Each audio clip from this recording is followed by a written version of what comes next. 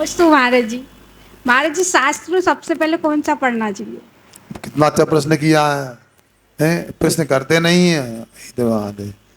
एक ध्यान रखना, बिना नदी के पानी को स्पर्श किए कोई को तैरना नहीं आया आज तक, आएगा भी नहीं।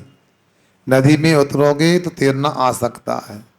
उसी प्रकार से अपने लिए प्रचना स्वाध्याय भी करने का प्रयास होना चाहिए।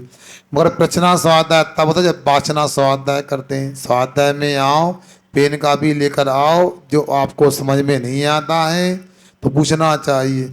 ऐसा लगता है प्रातः और मध्याह्न काल में जो पढ़ाते हैं पूरा समझ में आता है आपको, तो कल से हम पूछें आपसे, फिर तो आपको पूछ लेना चाहिए।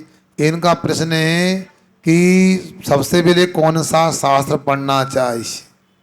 आज मैं मध्याह्न काल में लगभग 1 घंटा पद्म पुराण पढ़ता रहा। उसमें ऋषभ देव भगवान के कुल परंपरा वंश परंपरा में राम भगवान हुए, उसके बीच में बहुत सारे महापुरुष हुए, जिनमें कीर्ति धर्म मुनि राज हुए, उनके सुकौशल मुनि राज हुए, उनके भी और पुत्र हुए।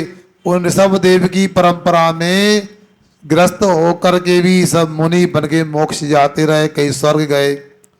तो अपने को ऐसा एक पद्म पुराण को सबसे पहले पढ़ लेना चाहिए, क्योंकि प्रतिमानी का ग्रंथ भी है, सरल भी है, उसमें जाने पहचाने प्रसंग भी हैं। और पंडित रतनलाल जी शास्त्री इन दोनों वालों ने उसको लेकर बहुत अच्छा लिखा प्रस्तावना में कि यदि पद्म पुराण पढ़ते हैं तो उसमें 3 शिक्षा मिलती हैं। क्या? रावण और लक्ष्मण की तरह कभी भी किसी को बेर नहीं करना चाहिए। दूसरा, किसी की निंदा नहीं करना चाहिए। सुन रहे ना? और तीसरा एक प्रसंग और है, मुझे याद नहीं आ रहा। इस प्रकार से अपने को सबसे पहले प्रतिमानी योग का पद्म पुराण ग्रंथ पढ़ना चाहिए और चरणानी योग में रत्नखंड शराब का आचार पढ़ना चाहिए। इसके माध्यम से अपनी धर्म में गति हो जाएगी। अगला प्रश्न अक्षय की मम्मी।